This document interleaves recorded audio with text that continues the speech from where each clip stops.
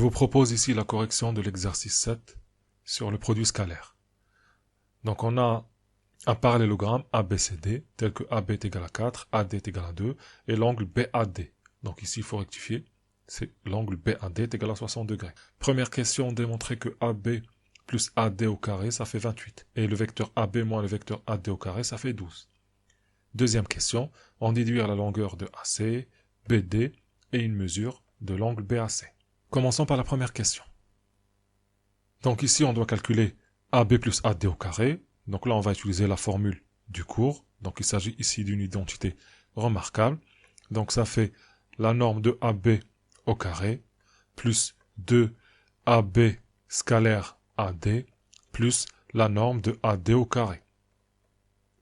Donc ce qui fait la distance AB au carré plus 2 fois la distance AB fois la distance AD fois le cosinus de BAD plus la distance AD au carré. Donc ça fait 4 au carré plus 2 fois AB ça fait 4 fois AD ça fait 2 fois cosinus de 60 degrés ça fait 1 demi plus AD au carré. 2 au carré. Ce qui fait 16 plus 8 plus 4, ce qui fait 28. Maintenant pour AB moins AD. Donc ça va être la même chose. AB moins AD. Je vais avoir la même formule, mais à la place d'un plus ici, je vais avoir un moins. Donc du coup, ça va être 4 au carré, moins 2 fois 4 fois 2 fois 1 demi, plus 2 au carré. Ce qui fait 16 moins 8 plus 4, ce qui fait 12. Passons maintenant à la question suivante. Donc on cherche la longueur AC. Forcément, on va utiliser la première question. Donc si je regarde AB plus AD, le vecteur AB plus AD, ça me donne bien le vecteur AC. Donc je peux dire que AC, c'est quoi? C'est AB plus AD.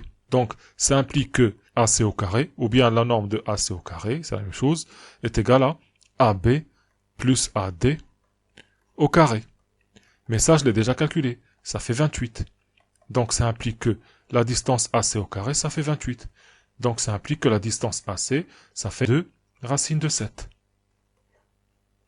Donc voilà pour la distance AC. Maintenant pour BD. BD, c'est la même chose. Donc je vais utiliser la deuxième formule. Donc on a le vecteur DB qui est égal à DA plus AB. Ce qui fait DB qui est égal à moins AD plus AB, c'est-à-dire AB moins AD. Donc si on met au carré, ça va nous donner la norme de DB au carré, qui est égale à AB moins AD, le tout au carré, qu'on a déjà calculé. Ça fait 12. Donc la distance DB est égale à racine de 12, ce qui fait 2 racines de 3. Maintenant, on veut déterminer une mesure de l'angle BAC. Donc en fait, je cherche la mesure de cet angle-là. Donc ici, je vous rappelle, AC est égal à 2 racines de 7. Donc ici, je peux utiliser la formule du produit scalaire avec le cosinus. AB scalaire AC, ça va être égal à la norme de AB fois la norme de AC fois cosinus de BAC. Il suffit juste de déterminer AB scalaire AC, déterminer la norme de AB, bon, ça je l'ai déjà, la norme de AC, je l'ai déjà, et donc du coup je peux trouver cosinus de BAC. Calculons d'abord AB scalaire AC. Ça fait AB scalaire AD plus DC, ce qui fait AB scalaire AD plus AB scalaire DC, ce qui fait AB scalaire AD, c'est quoi? C'est la norme de AB fois la norme de AD fois cosinus de BAD plus AB au carré. AB, ça fait 4. AD, ça fait 2.